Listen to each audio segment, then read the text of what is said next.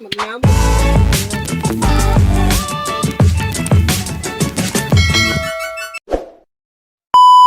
Hello guys! Matyagang tindera here. Ngayong araw, sisimulan ng pag-renovate sa aming kusina na kung saan naroroon yung mga snacks or curls natin. Kaya we need to compress yung mga display namin para may panlagyan yung mga ibang stocks na galing sa aming kusina.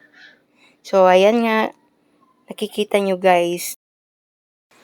Yan, unti-unti nang nagkaka-space sa bandang ibaba. Sa shelves na ito, dito namin dinidisplay o linalagay yung mga iba't ibang uri ng candies, lollipops, mga gummies, jelly ace, at marami pa. So, ngayon, hindi muna ako nag-stock ng marami kasi wala nga tayong panlagyan pa. Sa taas ko na lang nilagay yung mga beakers, which is mga 20 pataas ang presyo para pagpasok ng customer, makikita nila agad yan kasi mga fast moving to guys. Kahit umaga hanggang gabi. Ayan. Yung mga hindi nagkasya naman, inilagay ko na lang sa main area ng store, dapit sa cashier natin. Isunod na natin yung ice cream kasi may deliveries tayo.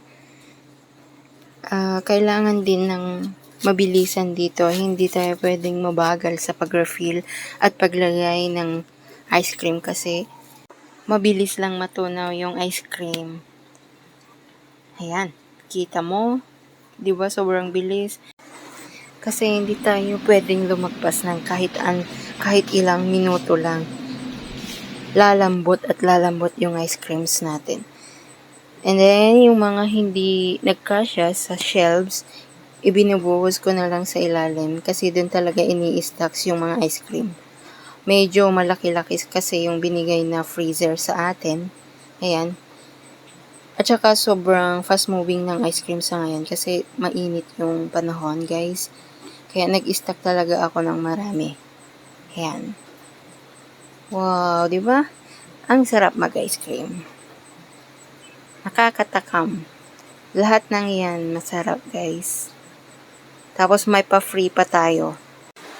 So, ako lang ang gumagawa ito. Kasi hindi ko pwedeng ipagawa sa iba kasi hindi nila alam kung paano yung gagawin at kung saan ilalagay yung mga ice cream. Kasi nakaseparate yung mga mas mura sa mas mahal na ice cream. Ang lamig, guys. Medyo tumitigas na yung kamay ko dyan. Pero okay lang.